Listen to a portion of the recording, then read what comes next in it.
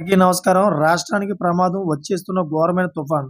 ఈ విషయాలను తెలుసుకునే ముందు వీడియో మీరు కంప్లీట్‌గా చూడండి. అప్పుడే మీకు కంప్లీట్ ఇన్ఫర్మేషన్ ఏంటో అర్థమవుతుంది. అదే విధంగా చాలామంది వీడియో చూస్తున్నారు కానీ సబ్స్క్రైబ్ చేసుకోవడం మాత్రం మర్చిపోతున్నారు. దయచేసి సబ్స్క్రైబ్ చేసుకోండి. సబ్స్క్రైబ్ చేసుకోవడం వల్ల నేను చేసే ప్రతి ఒక్క అప్డేట్ మీరు ముందుగానే పొందగలుగుతారు. అదే విధంగా చాలామంది లైక్ చేయడం మర్చిపోతున్నారు. దయచేసి లైక్ చేయండి. లైక్ చేయడం వల్ల ఈ ఇన్ఫర్మేషన్ అనేది మనం చాలా మందికి రీచ్ చేసేవాళ్ళం అవుతాం. ఇంక లేట్ చేయకుండా వీడియోలోకెళ్ళిపోదాం. ఫ్రెండ్స్, బంగాళాఖాతంలో వాయుగుండం బలపడుతోంది. తీవ్ర వాయుగుండంగా మారే అవకాశం ఉందని వాతావరణ శాఖ హెచ్చరించింది. దీని ప్రభావంతో తెలుగు రాష్ట్రాల్లో భారీ నుంచి అతి భారీ వర్షాలు కురుస్తాయని అంచనా వేసింది. అయితే బంగాళాఖాతంలో ఏర్పడిన అల్పపీడనం వాయుగుండంగా మారిన నేపథ్యంలో భారీ నుంచి అత్యంత భారీ వర్షాలు కురుస్తాయని తెలుగు రాష్ట్రాల్లో పలు జిల్లాలకు రెడ్ అలర్ట్ చేసింది.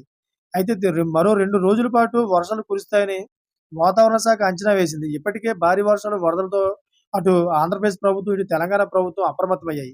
ఒడిశా, పశ్చిమ బెంగాల్ తీరంలో తీవ్ర వాయుగుండం బలపడుతోందని, పూరిదేమా మధ్య తీరం దాటే అవకాశం ఉన్నట్లు వాతావరణ శాఖ ప్రకటించింది.